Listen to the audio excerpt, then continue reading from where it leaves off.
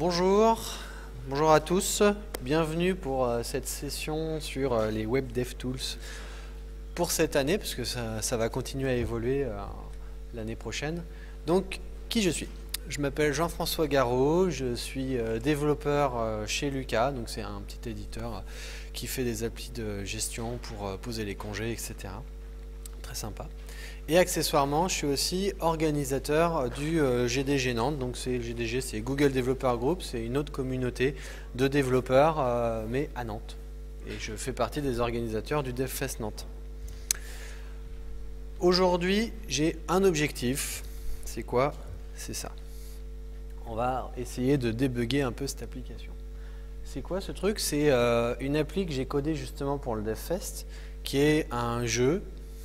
J'ai envie que pendant la keynote, pendant que les gens attendent pour la keynote, qu'ils ne passent pas leur temps à bêtement attendre sur le siège, mais qu'ils puissent jouer et contribuer un petit peu à l'esprit du DevFest. Et donc j'ai créé une appli qui va être un jeu de dessin sur lequel on va faire ses propres dessins, etc. Mais avant de la mettre entre les mains des utilisateurs, j'ai envie de vérifier certains trucs. J'ai envie de vérifier qu'elle soit responsive parce que je veux que ça tourne sur mobile. J'ai envie de faire attention au perf parce que je vais le faire tourner quand même sur potentiellement un parc de téléphones assez hétérogène, donc je ne sais pas trop à l'avance ce qu'ils vont avoir. Et pour ceux qui étaient là avant, moi aussi les progressive web apps, je trouve ça super cool. Et tant qu'à faire, j'aimerais que cette appli soit une progressive web app. Je ne vais pas revenir sur le terme, sur ce que ça représente vraiment. Je vous invite à regarder du coup la vidéo du talk d'Hubert d'avant. Donc, on va y aller. On va commencer à débugger ça. Donc, pour vous montrer que je triche pas et tout, je suis dans Canary, parce que c'est dans Canary qu'il y a les dernières évolutions des DevTools les plus sympas. Et puis, on va partir from scratch. Donc, on va se créer un nouvel utilisateur avec un environnement vierge. Hop, allons-y. Donc, DevTools. OK. Donc, je vais créer mon truc. J'ai pas parlé de ma stack de développement avant, quand même. Donc, cette appli, elle tourne. Donc, c'est côté back-end, c'est du Firebase. Du coup, je m'embête pas. Alors, pour le bien de la démo d'aujourd'hui, j'ai squeezé Firebase parce que je savais pas si j'allais avoir du réseau. Mais concrètement, j'ai du SaaS, de l'ES6 qui est transpilé en ES5 avec Babel. Et voilà, et un gulp pour faire retourner tout ça, quoi. Alors, donc l'appli, elle doit tourner normalement ici. Ok, elle est là. Donc, il y a juste un truc que je vais faire avant. Ok, j'avais oublié de refaire. Mais ça va pas prendre longtemps. En fait, je vous explique. Je réinitialise un petit peu toutes mes variables parce qu'il y a des trucs que je suis allé modifier moi et donc du coup, ce serait dommage que vous voyez directement le résultat final. Hop. Donc voilà, on copie, on copie, on copie. Au passage, vous voyez la structure de mon code. Donc vous voyez vraiment des classes. Des classes très classiques, du SCSS, etc. Ok, donc là, et on va juste faire un petit truc. On va aller ici, application, tac, tac. Voilà. Ok, donc j'ai mon app qui fonctionne. Comment ça fonctionne? Je clique sur démarrer, ça y a un truc qui charge. Visiblement ça prend du temps, je me dis peut-être qu'il va falloir que je fasse quelque chose tout à l'heure par rapport à ça. J'ai un canvas, je déplace des blocs, je peux changer les couleurs si je veux, c'est les couleurs des Lego, c'est cool. Et puis je vais soumettre mon dessin qui va partir dans le cloud et après les gens pourront voir les dessins. Ok, bon, c'est pas forcément ce qui vous intéresse, le fonctionnement. On va reprendre du coup les tâches que moi je m'étais fixées, les choses que je voulais vérifier. Et une des premières choses que je voulais vérifier, c'était si l'appli était responsive. Donc on va lancer les DevTools. Hop. Et on va activer un certain nombre de choses parce qu'il y a des choses que j'ai pas encore activées. Donc on va activer les dernières fonctionnalités. Donc on va dans Flags, DevTools. Donc là c'était déjà activé, c'est bien. On va aller vérifier ici. Donc dans les settings, pareil que mon onglet Experiment. Est-ce que vous voyez ou il faut que je zoome un peu? Faut zoomer, ok. J'ai bien fait de poser la question. Comme ça ou encore? Encore? Comme ça? Ça va? Parce qu'après moi ça va être vraiment moche hein, sinon. Mais c'est bon là ou pas? C'est lisible? Ok. Alors donc bref. Donc je vais commencer à cocher mes trucs. On va cocher voilà les trucs. Bref, si vous voulez d'une manière générale activer les dernières expériments qui font partie des DevTools, il faut aller dans les settings, avoir activé d'abord le flag. Ok.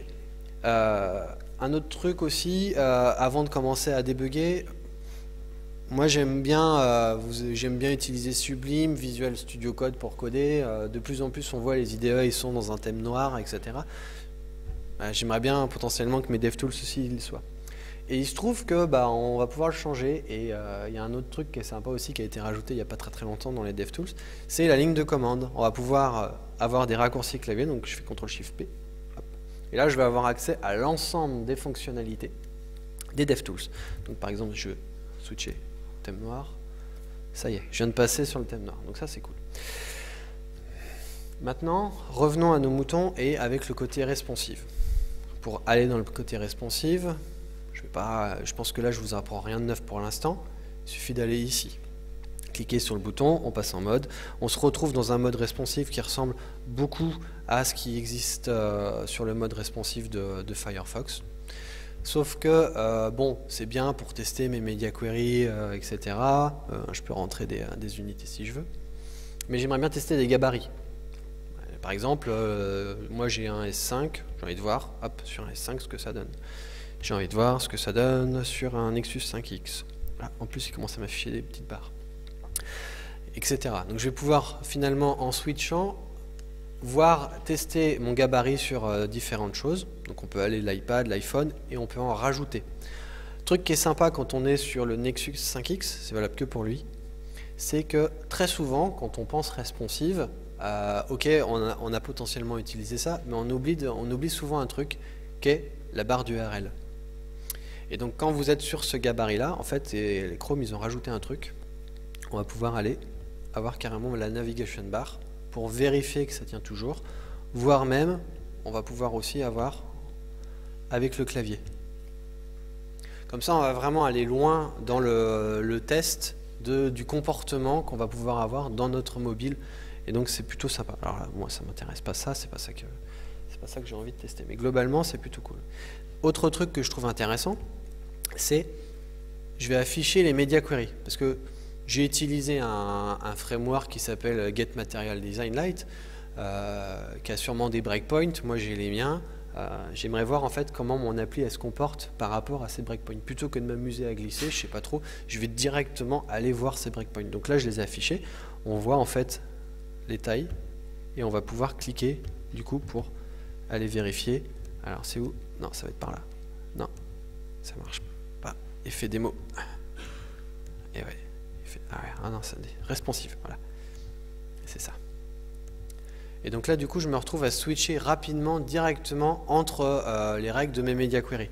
De la même façon, si je veux savoir en fait quel est le fichier qui correspond à cette media query, clic droit, reveal in source code.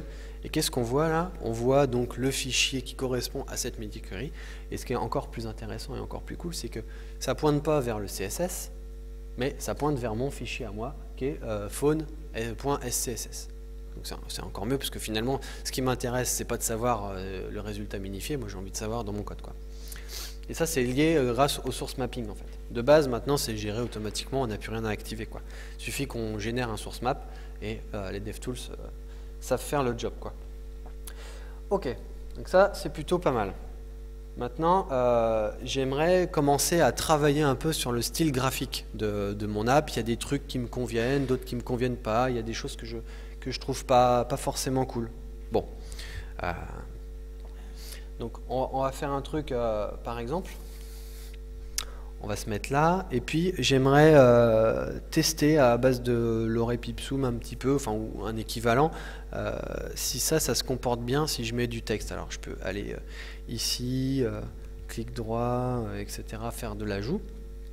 Ou il se trouve qu'il y a un truc plutôt sympa, document, qui s'appelle le Design Mode. Donc, je vais le passer à On.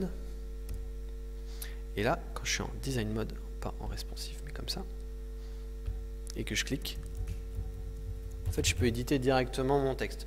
Je vous l'accorde, c'est pas forcément le use case qu'on va utiliser le plus, mais du coup, pour tester rapidement un comportement sur des grandes quantités de texte, parce qu'on n'y pense pas forcément toujours, là, on va le tester en 2 secondes, en fait.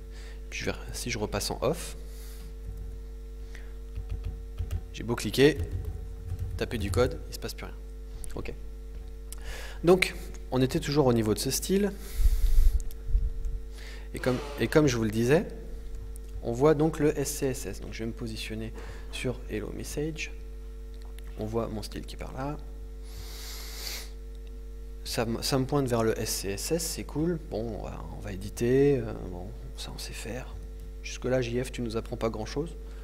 Mais qu'est-ce qui fait que je voudrais aller encore plus loin en fait dans mon intégration? Globalement, quand je suis dans cette phase-là de paramétrage, c'est un peu chiant de passer son temps à switcher entre son IDE et ses DevTools. Quand je code toujours dans mon IDE. Par contre, quand je suis dans des phases rapides d'ajustement, je vais le faire uniquement dans les DevTools. Et comment je vais le faire? Je vais le faire en jouant avec les workspaces en fait. Donc les workspaces, c'est quoi? Ça se trouve ici. C'est je vais mapper mon DevTools avec un répertoire physique de mon ordinateur. Donc on va y aller. Ok. Donc là c'est par là. Tac. Donc, la présentation. On va aller voir cette présentation et la démo.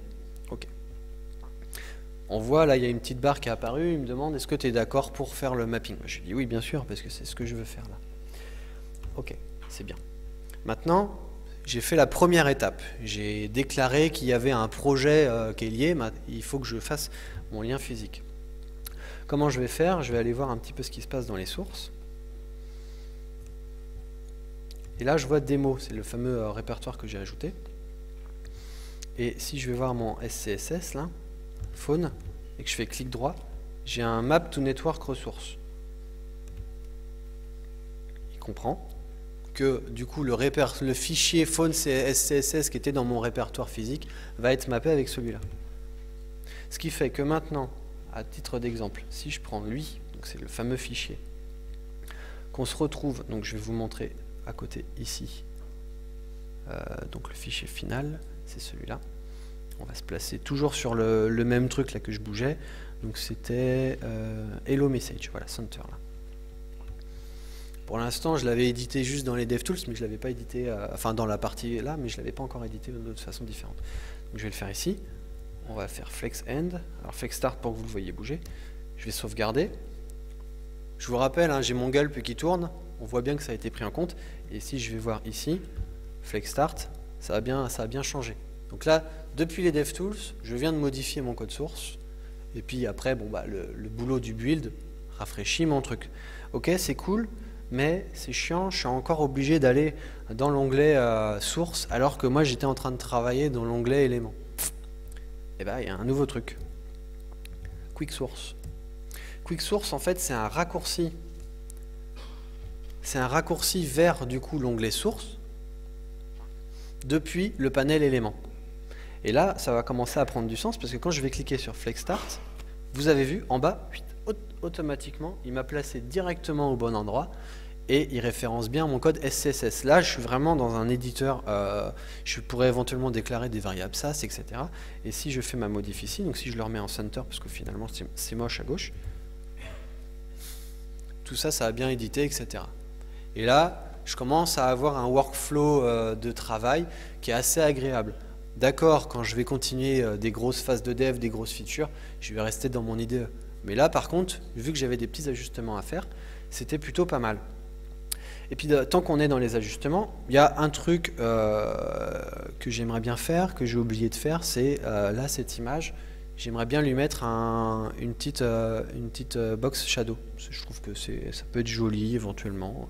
Alors vous pourrez remettre en question tous les goûts et les couleurs que je mets, c'est pas grave, je me vexerai pas. Donc bref, on va aller voir, tout se passe sur notre IMG user qui est là. Et on va aller voir où il est placé dans mon quick source. Il est ici, très bien. Donc on va mettre un box shadow comme je vous disais. Donc bon, en plus j'ai la complétion, c'est cool. Donc on va mettre 0, 0, 0, 1 px et puis on va mettre rouge juste pour être sûr que je le vois bien. Ok, on le voit, mais c'est pas très beau. Et puis je suis pas une star du box shadow. Je sais pas trop comment je pourrais m'en sortir. Bah, je vais utiliser en fait le nouvel éditeur de box shadow disponible dans Chrome. Ah, cool. Là, je vais pouvoir commencer à faire des trucs. Alors, donc j'aimerais qu'elle soit plus par là, avec un blur comme ça et un spread qui dépasse légèrement. Voilà, comme ça. Bon, par contre, le rouge, c'est moche. Ça va pas du tout. Le rouge, qu'est-ce que je voudrais? J'aimerais bien, à la place, tenter avec ce marron, là, voir ce que ça donne. Donc, on va aller jouer avec le color picker cette fois. Ok. D'accord. Donc là, on voit... Donc là, pour l'instant, j'étais juste en haut, hein, dans l'édition. Bon, ok, ça me convient. Et là, j'ai plus qu'à recopier. J'ai plus qu'à recopier, là. Donc... Et là, on va voir... C'est bien persisté. Si je cherche mon IMG user, on retrouve ici la box shadow. Ok, c'est plutôt pas mal. Un truc aussi qui est bien au niveau du nouveau color picker, c'est... bon, vous avez vu, on peut récupérer une couleur de n'importe où. Et puis surtout, on va pouvoir choisir entre guillemets son format. Là, je suis en hexadécimal, mais je la veux peut-être en RGB ou en HSL, etc. Voire même, finalement, je ne suis pas hyper inspiré dans mes couleurs et j'ai peut-être envie d'utiliser une palette de couleurs. Donc soit je vais créer ma propre palette, soit je vais utiliser une palette, par exemple en ce moment on parle beaucoup du material design, je vais peut-être regarder ce qui se passe du côté du material design et utiliser une des palettes du material design. D'accord? Comme ça, on va pouvoir imposer, travailler, regarder les styles, etc. Le color picker, ils ont fait quand même un bon gros travail, quoi. Je suis plutôt satisfait, je trouve ça plutôt pas mal. En ce qui me concerne, on discutera à la fin des goûts de mes choix de couleurs. Et donc je vais m'attaquer maintenant à la deuxième partie, qui est les performances. Vous vous souvenez, j'ai dit je voudrais, tant qu'à faire, vérifier que ça marche correctement. Et tout à l'heure, quand j'ai cliqué, on a bien vu que c'était quand même assez moyen en termes de rendu. Donc, qu'est-ce qu'on va faire? On va aller dans la timeline, on va se mettre en custom. Je vais enregistrer plein de trucs pour l'instant. Juste, je vais enregistrer un maximum de choses, plus pour vous expliquer à quoi ça sert, que par réelle nécessité. Là. Donc, je me suis placé dans l'onglet timeline, j'ai défini ce que je voulais enregistrer, et je vais l'enregistrer. Ok, on va faire un record. En effet, il se passe pas mal de trucs. C'est vraiment pas top là. C'est vraiment même hyper lent, quoi. Donc j'arrête pour regarder, comprendre un petit peu qu'est-ce qui se passe, pourquoi finalement mon programme il est aussi lent, qu'est-ce qui va pas là-dedans, quoi. Ok, donc là j'ai un beau diagramme avec plein de choses intéressantes un peu partout. Donc là je vais avoir un résumé, les couleurs correspondent donc à un type d'action, donc tout ce qui est jaune c'est des actions JS, tout ce qui est vert ça va être du painting, etc. Autre truc qui peut être intéressant des fois, qui peut vous servir essentiellement sur les chargements de pages en fait, c'est vérifier comment ça affiche. Je ne sais pas si Hubert a parlé tout à l'heure de l'AppShell, du concept d'AppShell. Je fais juste une parenthèse rapide sur le concept. L'idée c'est charger un CSS JS minimal, histoire qu'on arrive le plus vite possible sur la page web et que ça réponde.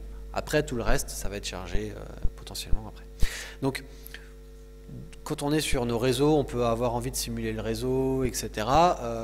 Ou alors on peut se mettre en enregistrement de timeline comme ça et regarder. Rejouer vraiment step by step l'affichage de notre page et comprendre en fait comment ça s'est déroulé, etc. Ça peut être un autre moyen, hein, d'accord? C'est pas l'unique moyen, mais c'est une autre alternative un peu plus visuelle, un peu plus sympa aussi, quoi. Et donc, revenons à notre problème de performance. Qu'est-ce qui ne va pas là? On va regarder. Donc, on voit que là, il y a vraiment des choses qui se passent qui ne vont pas du tout. Donc, on va aller zoomer un petit peu. Alors, c'est où? Ah, c'est ici. Donc là, j'ai mon fameux flame chart. On va essayer de je vais essayer de le monter un peu plus. Ah. Je peux pas. Donc, on voit en effet que j'ai des draw white peg qui correspondent à moi, et si je commence à zoomer, encore, j'ai des add, des renders, et ces trucs là c'est plus dépendant de moi, c'est dépendant de la librairie que j'utilise.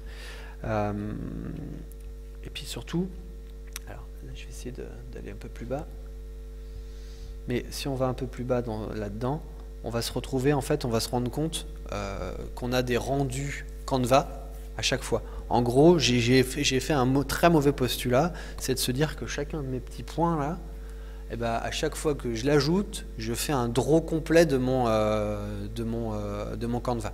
Donc je vous laisse imaginer, du coup, c'est assez catastrophique et en effet, on s'en rend bien compte. Donc, qu'est-ce que je peux faire? On va regarder un petit peu où c'est. Il se trouve que forcément, avant de venir dans le talk, j'ai regardé un peu la librairie quand même, pour savoir qu'est-ce que j'avais comme outil à ma disposition. Et donc, il se trouve qu'il y a une méthode qui me permet d'ajouter dynamiquement mes objets à mon Canva en mémoire et de faire un rendering en une fois, ce qui est beaucoup plus optimisé. Ok, donc on va aller faire cette modif-là. Donc on va aller ici, Canva, ici, là. Et donc dans mon fameux draw white peg, doit être un petit peu plus bas. Allez, on y va. On va le chercher. Voilà, il est ici. Ok, donc... Ah, tiens, j'avais prévu le code, dis donc. Surprenant. Je vais vérifier ça. Et je vais décommenter tout ça. Globalement, qu'est-ce que je fais? Je désactive le rendering à chaque fois, et en plus, ce que je vais faire, c'est que de façon à éviter de garder en mémoire ces états-là, je vais générer un snapshot de l'image et puis je vais le mettre en background, comme ça je ne serai pas embêté avec le reste. Ok, on sauvegarde, ça se rafraîchit, et puis on va aller voir que ce que j'ai fait, bah, potentiellement ça a servi à quelque chose, quoi. Donc on recommence. Je vais virer les screenshots, ça ne va pas nous servir, le memory, tout ça. Et les paint, et le network, ça ne m'intéresse pas non plus. Et donc, on enregistre, on redémarre, et boum, oula, ok, j'ai gagné vachement de temps quand même. Donc, concrètement, on voit qu'à travers l'étude du flame chart et de pouvoir rentrer vraiment dans ma stack, parce que quand je regarde ici, en fait, on a les bottom-up, etc. On peut vraiment aller regarder le temps passé par chaque méthode, analyser vraiment assez finement son code JavaScript et les appels qui en découlent. Donc ça, c'est vraiment pratique. Et pour le coup, bah, j'ai quand même vraiment littéralement explosé mes perfs sur ce truc-là, quoi. Autre truc qui peut servir pour la mesure de perf, c'est un... Alors, c'est pas ici. Ici, c'est donc, ça sera pour après, c'est le truc rendering, c'est ça. Pourquoi le truc rendering? Parce qu'en fait, le truc rendering, il va avoir une petite case à cocher qui s'appelle FPS Meter, et qui va vous donner en fait en temps réel votre FPS. Alors quand on est sur une machine, c'est pas hyper intéressant, ça va commencer à devenir intéressant quand on va vouloir tester ça sur un mobile. Bon, il se trouve que j'ai un mobile avec moi et que j'aimerais bien vérifier que ça marche bien. Tant qu'à faire sur mon mobile pour tester au plus proche des performances. Alors comment je vais faire ça? Bah, là je suis en train d'ouvrir mon Chrome, je l'ai juste ouvert et je vais aller ici, More Tools, et on va aller voir Remote Devices. Donc là il y a des devices qui qui devraient apparaître. On le voit ici, le mien. Sinon, vous pouvez aussi y accéder par Inspect. C'est la même chose. Truc qui risque de bloquer quand même, c'est que là, vous avez vu, je suis en train de charger une URL localhost. Et donc, localhost, en toute théorie, mon téléphone, il sait pas ce que c'est localhost. Donc, eh ben, on va forwarder le port. Donc, on va forwarder le port 3000 sur localhost. Hop. Ouais, c'est bien écrit. Sur le port localhost 3000. Et donc, on va ouvrir localhost 2.3000 open. Donc là, c'est en train de s'ouvrir sur mon téléphone pour vous montrer. Donc, on va rafraîchir. Alors là, j'ai juste un petit souci encore de service worker. Clap. Et voilà. Rafraîchir. Donc là, en fait, j'ai un point directement. Alors, pas ici. Allez. Sur ici. Voilà. Voilà. Bon, j'ai des problèmes de style. Je vais pas forcément les fixer maintenant. C'est pas très grave.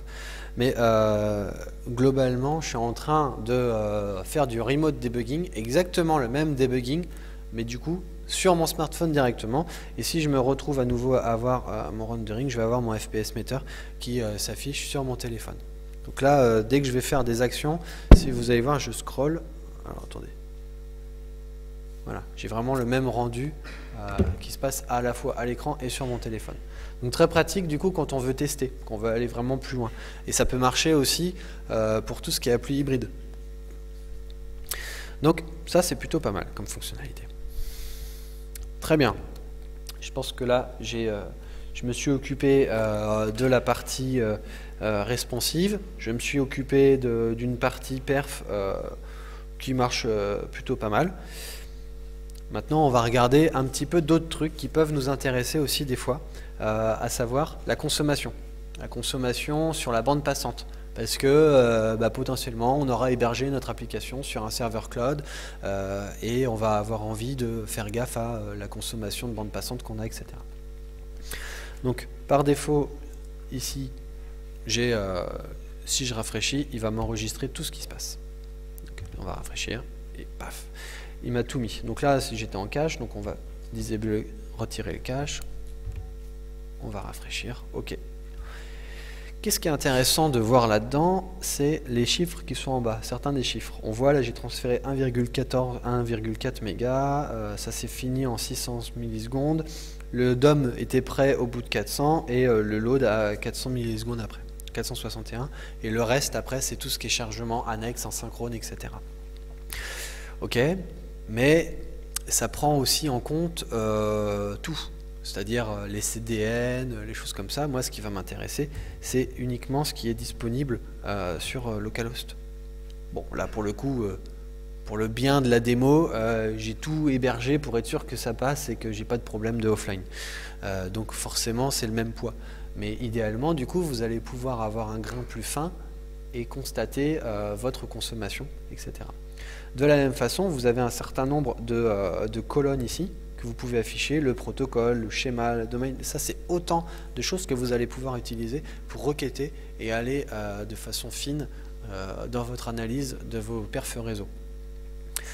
Sachant qu'un autre truc qui peut être pratique aussi, à travers les refresh, là je ne vais pas m'en servir forcément, mais la case préserve log. Je vous en parle parce que globalement, dans certaines applications, des fois, on va switcher de HTML. On n'est pas toujours dans une SPA où on va avoir des logs qui vont s'entasser. On va potentiellement switcher de page. Et on a envie quand même de garder cette stack, savoir par où il est passé. Et ben, en cochant préserve log, en fait, on dit à la console de ne pas flusher la console et les logs qui y étaient pour que vous puissiez du coup continuer à analyser tout ça. Ok. Ça, c'est pas mal. Maintenant, on va attaquer un des derniers points qui est le côté Progressive Web App. Alors, Progressive Web App, un aspect majeur de la Progressive Web App, c'est le côté offline. Je vais vérifier que ça marche en offline. Bon, bah, on va se positionner en offline. En fait, et puis on va voir, hein, du coup, ça marche pas.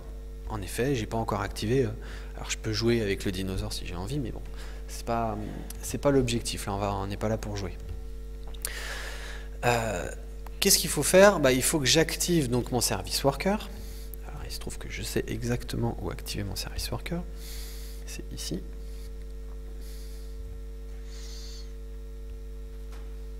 Hop. Donc, pour ceux qui ne savent pas ce que c'est un service worker, rapidement, c'est un nouveau niveau de cache, c'est un proxy que vous mettez en place sur votre application et par lequel va passer tout ce qui sort, tout ce qui rentre, ça passe par lui. Et globalement, ça va vous permettre de gérer de façon beaucoup plus fine et propre votre offline, entre autres. Pas que, hein, c'est une partie. Ça fait pas que ça. Ok, donc là, je vais rafraîchir. J'ai mis quelques logs dans le service worker pour vérifier que ça marchait. On voit service worker, ça cause. Très bien. Et donc, je vais aller dans ce fameux nouvel onglet du service worker qui a des trucs qui vont nous permettre de le débugger, de travailler avec. Alors déjà, on peut passer directement en offline. Donc là, si je rafraîchis, ça marche. Ou des fois, bah, je suis en développement, tu es bien gentil JF avec ton service worker, mais du coup j'ai tout caché, je suis en train de développer, moi j'ai pas envie de passer mon temps à nettoyer le service worker, les données en cache, etc. J'ai envie de travailler sur mes JS qui sont frais, qui sont en cours de dev. Et bien ça c'est simple, bypass for network. Exemple, bah, si je reste en offline et que je bypass le service worker, bah, je vais avoir un échec parce que je sais rien. Ok, donc ça marche. De la même façon, si je veux forcer une remise à jour du service worker, là c'est spécifique au service worker, hein. Il y a un cycle de vie qui est lié à ça, et donc il faut être capable de jouer avec sur la réinstallation, etc. du service worker. Normalement, le fonctionnement, c'est dès qu'il y a une mise à jour dans le service worker, il se met à jour, mais c'est pas pour autant qu'il est encore actif. Il faut que je ferme mon écran, que je revienne pour pouvoir l'avoir actif. Sauf si on clique sur Update on Reload. Là, du coup, on va travailler toujours sur la dernière version du service worker qui est en cours. D'accord ? Tout ça, c'est un ensemble d'outils qui a été développé justement pour faciliter l'écriture et la gestion des service workers. De la même façon, on a les données de cache du service worker qui sont là. Donc là, on pourrait avoir, par exemple, mettre en cache tout ce qui est CDN, et à côté de ça, tout ce qui est ressources statiques. Et aussi, on va avoir autant de caches, et je vais pouvoir les nettoyer complètement indépendamment. Pour ceux qui utilisaient les DevTools avant, et qui se disaient, mais avant, je pouvais éditer mon local storage, et je ne le retrouve plus, IndexDB, c'est pareil, je ne sais plus où c'est. Et bien en fait, tout a été migré dans cet onglet application maintenant, c'est là-dedans que vous allez tout retrouver. Donc on va retrouver le local storage, le session, l'indexed, etc. Et donc, si j'ai envie, après, de faire du nettoyage, vous avez vu, j'ai dû le faire au début de la présentation. Globalement, je vais pouvoir nettoyer tout ce que je veux. Hop, là, je vais nettoyer. Ça m'aura débarrassé mon service worker. Tout ce qui était donné en cache, etc. Très bien. Première étape, c'est plutôt bien réussi. Deuxième étape dans les Progressive Web App, j'aimerais bien qu'elle soit installable. Bon, comment je vais vérifier? Qu'est-ce que je vais... Bon, il se trouve que moi j'avais déjà mis le fichier de manifeste, mais j'aimerais bien voir un peu à quoi ça ressemble.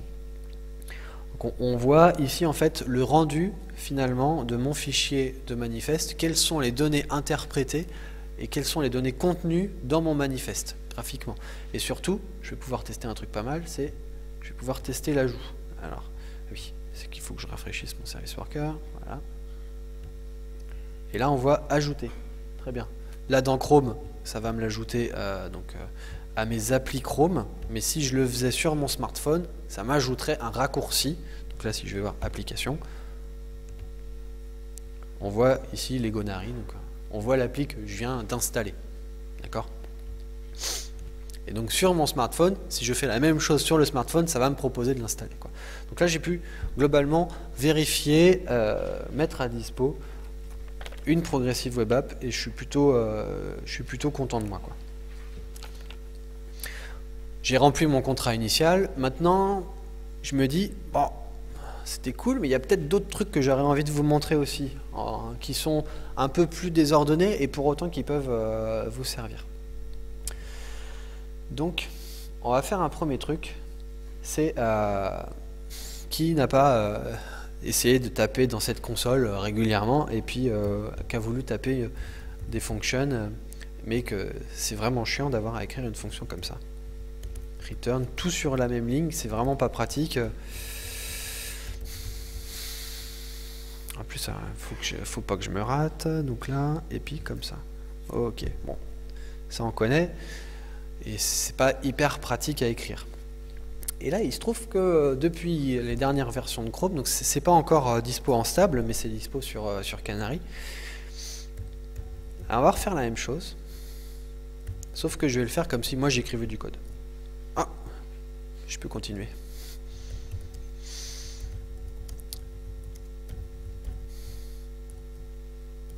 Hop, je ferme, et voilà. Ça marche pareil. Donc en fait, ils ont mis en place maintenant ce qu'ils ont appelé la Smart Console, qui va détecter automatiquement tous ces trucs-là. Donc globalement, dans les prochaines versions, donc, en général, ça met 2-3 mois à arriver sur les stables. Donc en gros, en 2017, vous pourrez utiliser facilement la Smart Console au quotidien. Donc ça, c'est plutôt pas mal, mais je me dis potentiellement, j'ai pas forcément envie toujours d'utiliser la console et j'ai envie d'aller autre part et d'utiliser donc les snippets. Je sais pas si vous connaissez les snippets. En fait, c'est des bouts de JavaScript que vous allez pouvoir ajouter. Des fois, il y a même carrément des gens qui ont déclaré des snippets publics. Un exemple concret qui peut servir dans le monde de l'entreprise, c'est on peut trouver sur Internet un snippet qui mesure en temps réel les bindings AngularJS, les data binding. Donc globalement, vous pourrissez pas votre code applicatif avec une librairie externe, vous enrichissez votre DevTools du snippet qui mesure ça. C'est là toute la subtilité et c'est là où ça devient intéressant.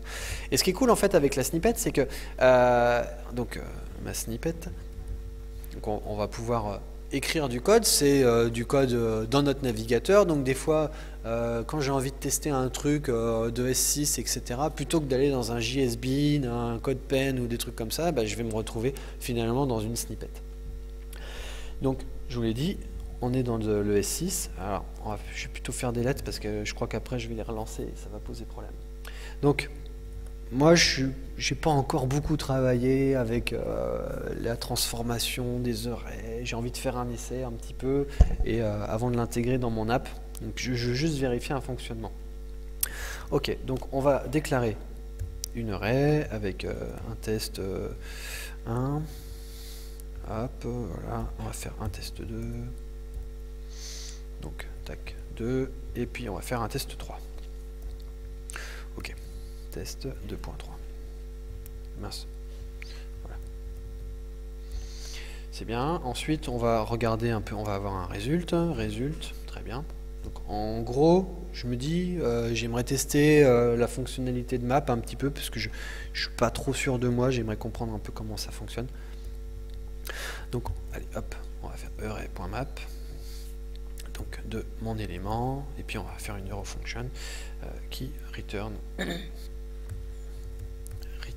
Donc bon un JSON test 2 points et donc c'est plus élément.test. Ok, ça c'est pas mal.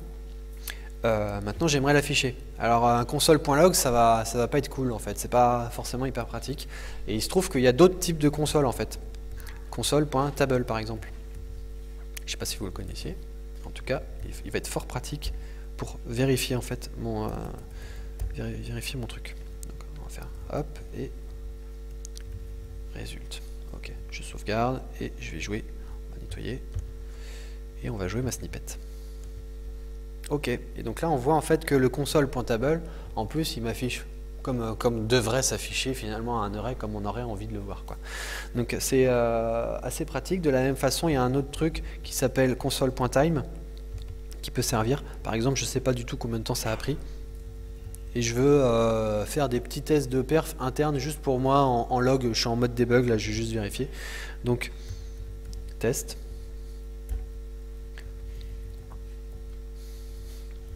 Console. Je crois que c'est end time. Non, c'est time end, on verra. Et donc, je redonne la même clé. Voilà. Et puis, on va relancer ça. Alors.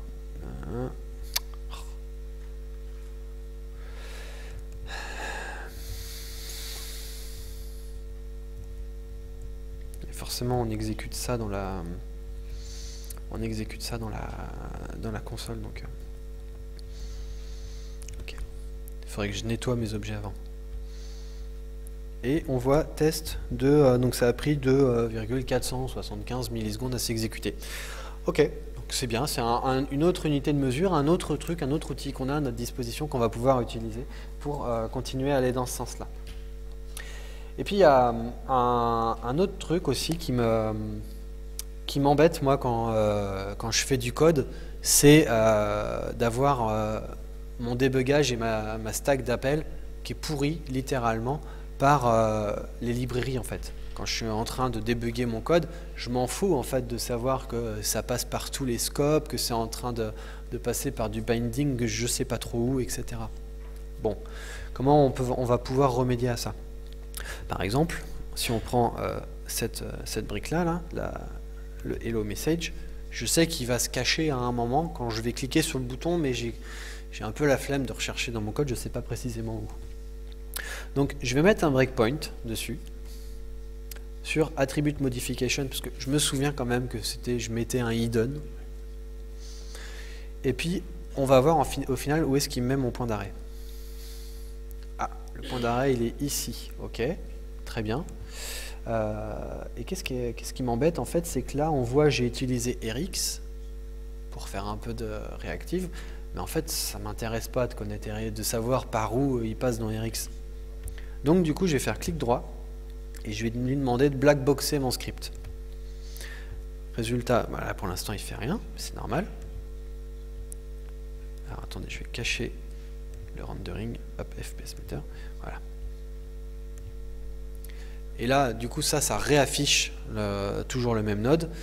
Et on voit bien que ma call stack, elle a été complètement nettoyée et que le seul truc qui ressort, en fait, c'est les choses qui correspondent à mon script à moi. Rien ne m'empêche, si j'ai envie d'aller vous mettre le nez dans Rx en minifié, de continuer à afficher le code, c'est pas le problème. Hein. Mais en attendant, j'ai nettoyé vachement ma stack et du coup, je peux me concentrer essentiellement sur ce qui m'intéresse moi. Donc ça, c'est plutôt intéressant. Et un autre truc aussi, qui est assez annexe, j'ai ouvert un onglet tout à l'heure, on n'est pas encore allé dedans, c'est l'onglet animation. Alors, l'onglet animation, globalement, il va vous permettre d'aller venir débugger toutes vos animations CSS. On voit donc là, j'ai une animation qui s'est jouée. Ok. On va pouvoir la ralentir si on veut. Ok. Pourquoi pas. Mais moi, en fait, ce qui m'intéresse, c'est de regarder un peu comment elle est décomposée. Donc là, je vais pouvoir vraiment la rejouer. Vous voyez. Voire même jouer sur les animations. Par exemple, je me dis, est-ce que c'est une bonne idée qu'ils aient eu de faire en sorte que l'opacité arrive en même temps que le transform? Alors on va essayer, on va regarder. Non, je pense que oui, en effet, c'était une bonne idée, donc je vais revenir. Donc c'est pas grave, j'ai édité mon truc, j'ai regardé, j'ai pu débugger, etc. quoi. Très bien, ça c'est plutôt pas mal. Je pense juste qu'il me manque un truc encore, c'est que je vous ai dit au début du talk, normalement c'est sur Firebase, mais pour le bien de la démo, je voulais être sûr que ça passerait quand même. Donc bah, j'ai mis en place un petit serveur Node. Très basique, hein. Je poste, je récupère, etc. Ça casse pas trois pattes à un canard. Par contre, ce qui m'embête, c'est que j'aimerais le débugger facilement. Alors certes, je pourrais utiliser Node Inspector, mais du coup, il faut que je le télécharge. Et il se trouve que depuis Node 6.3, il y a un nouveau truc qui a été mis dans Node. Alors c'est pas celui-là, ça va être ici. Donc si je fais node-inspect de mon serveur.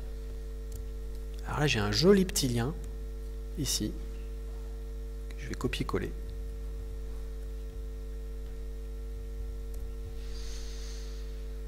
Et qui fait qu'en fait, je vais pouvoir me retrouver à pouvoir débugger directement mon programme Node en fait. Donc ça va être vraiment pratique. Donc là, on va retrouver nos sources. Donc elles vont être un petit peu cachées là. Alors là, parce que là, on est un peu trop à la racine du truc. Il faudrait que je retrouve mon serveur. Bon bref, il doit être quelque part là-dedans. Mais bon. Ah si. Démo, serveur JS. Ok, il est ici. Et donc je vais pouvoir utiliser les mêmes outils de profiling, de débugage, regarder le contexte, etc. Directement dans les DevTools maintenant. Donc voilà, ça va être plutôt, je pense que c'est plutôt utile et ça va vous éviter justement d'avoir à installer des nouvelles, à nouveau d'autres repos, npm, etc. On n'a plus besoin de ça maintenant pour les dernières versions de Node, quoi. Si je devais aller encore plus loin, il y a des trucs qui peuvent être sympas. C'est, je vais packager mon app, ok, je veux faire des screenshots.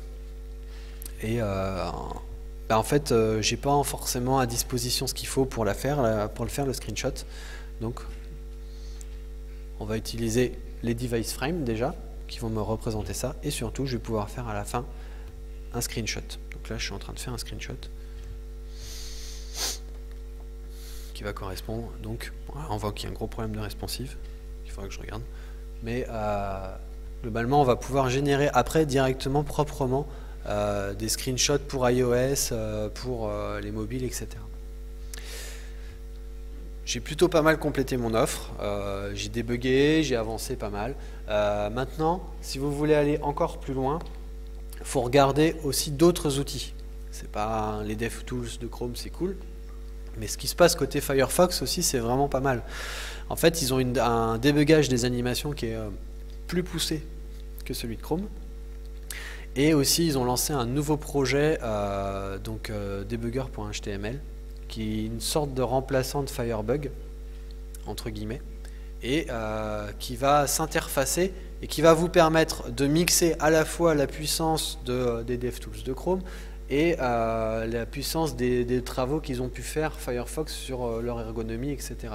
Parce que ce projet debugger.html, il va être capable de tourner dans n'importe quel navigateur à partir du moment où il respecte une API de débugage. J'ai plus en tête ce que c'est, mais donc il y a un protocole spécifique autour du débugage des navigateurs.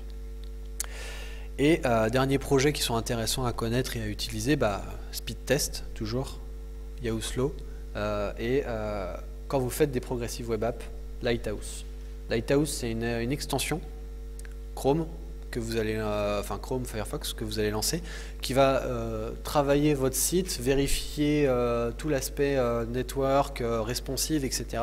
et qui va vous sortir un rapport, de la même façon que vous aviez sur Speedtest un rapport de vos performances globales sur le site, et vous aurez un rapport de votre avancement dans l'aspect progressive web app de votre app, et donc du coup quelles sont les améliorations à faire. Voilà, j'ai terminé. Si vous avez des questions, je vous écoute.